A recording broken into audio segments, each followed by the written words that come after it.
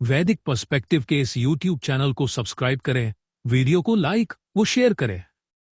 ओम परियत इंद्र रोदसी उभे अबुभूजिहि महिना विश्वतः सीम अमन्य माना अभिमन्य मानई है निह ब्रह्म भी है अधमो दस्युमिंद्र।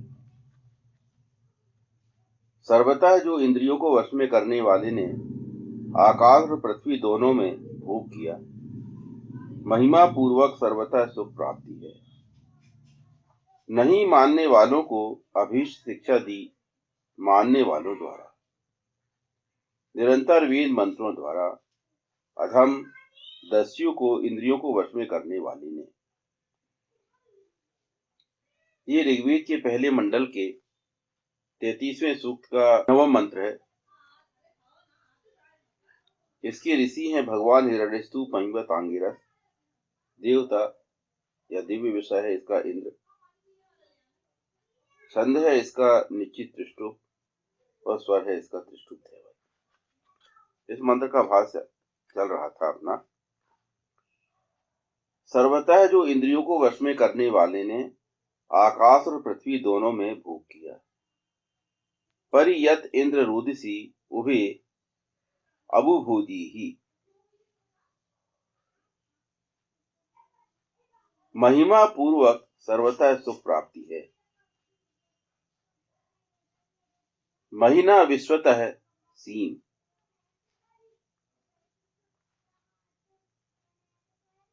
इंद्रियों को वश में करने वाले के लिए महिमा पूर्वक सर्वत्र सुख पाया जाता है।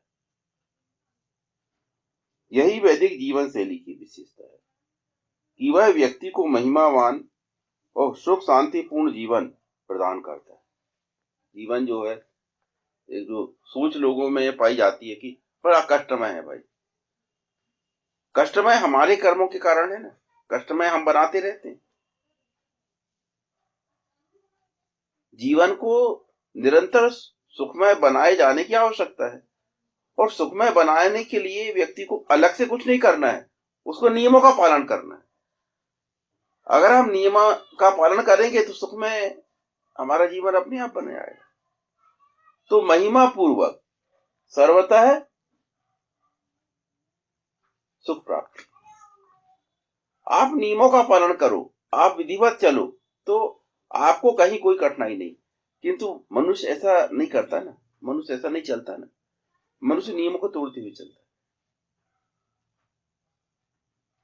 जब हम नियमों को तोड़ते हुए चलेंगे और जब हम जानबूझ के अन्य लोगों के लिए कठिनाइयां खड़ी करेंगे, तो कोई हमारे लिए भी कठिनाइयां खड़ी करेगा ना। सृष्टि के नियम तो क्या है कि वो आईने की तरह काम करते हैं। तुम आईने की तरफ बढ़ोगे तो ऐसा लगेगा आईने की बसाई तुम्हारी तरफ बढ़ रही, तुम उसकी तरफ बढ़ रहे, वो तुम्हारी तरफ बढ़। तो सृष्टि के क्या है कि ऑटोमेटिक व्यवस्था यहाँ पर बना दी गई है। और कैसी व्यवस्था बनाई है कि आपके कर्मों के अनुसार वो सृष्टि रिएक्ट करती है स्वयं। आप ही उसको अपने कर्मों से रोक सकते हैं। आपको जो नहीं चाहिए वो काम आप मत करिए। परंतु आमतौर पे यही होता है कि हम जो व्यवहार खुद के साथ किए जाना पसंद नहीं करते, पर हम दूसरों के साथ जरूर करते। तो जब हम दूसरों के साथ वो व्यवहार करेंगे तो स्वाभाविक रूप से अन्य लोग फिर हमारे साथ वही व्यवहार करें। ये सृष्टि की व्यवस्था है। तो सृष्टि क्या है, दूसरे व्यक्ति को वैसे व्यवहार करने के लिए मजबूर कर देती है। जो भोग चक्र हमारा है, भोग चक्र कैसे बनता है? इसी प्रकार से बनता है ना, हमारे कर्मों से बनता है। तो जब हमारे कर्म में भोग हमारा गड़बड़ हो गया, तो ऐसी परिस्थिति बन जाएगी कि किसी आदमी का मूड खराब रहेगा, कुछ भी रहेगा, धोखे से हो जाएगा, पर कहीं ना कहीं वो हमको क्षति पहुंचा देगा, क्योंकि वो क्षति हमारे भोग चक्र में थी। इसलिए यहां नियम पूर्वक, महिमा पूर्वक आपको कर्म करने की आवश्यकता है। तो इसमें क्या है कि आपको सर्वतः सुख हो। जीवन में वेद एक व्यवस्था देता है। व्यवस्था, वेद का काम है व्यवस्था देना। और हम लोग जिस प्रकार के जीवन जीने के अभ्यस्त हैं, वहां उसमें व्यवस्था नहीं है। ये होता है। और जब हम व्यवस्था का पालन नहीं करेंगे तो हमारे लिए कठिनाइयां खड़ी हो जाएंगी। हम किसी काम को व्यवस्थित ढंग से कर सकते थे, हमने उसको व्यवस्थित ढंग से नहीं किया, तो हमारे लिए हमारा आसान काम भी कठिन हो गया। देखो, व्यवस्था में सब है। व्यवस्था में कोई ऐसी चीज नहीं है कि व्यवस्था में ना हो। कि भाई आपकी आय के 5 हिस्से करिए, या 5 हिस्से में आप पहला हिस्सा आय पंचमांश दे दीजिए धर्म कोष में, बचे 4 हिस्से। 4 हिस्सों में आप 2 हिस्से परिवार के आय व्यय में, मासिक व्यय में खर्च करिए। एक हिस्सा पति पत्नी अपने आप पर व्यय करें, और एक हिस्सा भविष्य के लिए सुरक्षित रखें। ये पूरी व्यवस्था। क्या इन्होंने इस व्यवस्था का पालन किया था? फिर ये तो एक मोटे तौर पर व्यवस्था है। इसके अलावा अपने को ये भी सोचना कि भाई मुझे मेरे जो बच्चों की शादी ब्याह करना पड़ेगा, तो सबके नाम पे अलग अलग पैसा सुरक्षित रख देना चाहिए था। जब शादी होती तो वो पैसे अपन निकालते, और अभी क्या है? ऐसा कुछ नहीं है।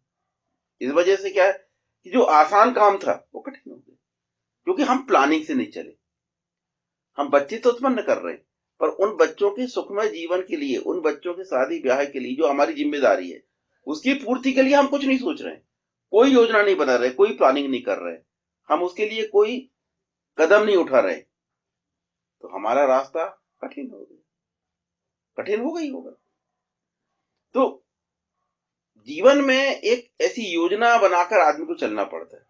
जो वो योजना बनाता है वो भी हमेशा जैसा सोचता है वैसा होता नहीं, उसमें भी कई फच्चर आते, कई कठिनाई आती। वो व्यवस्था बताई कि भाई हमारा जो परिवार है वो भी एक लोकतंत्र की व्यवस्था है। तो लोकतंत्र की व्यवस्था कैसे है बोले कि पति जो है, पिता जो है, पति या पिता, वो है सत्ता,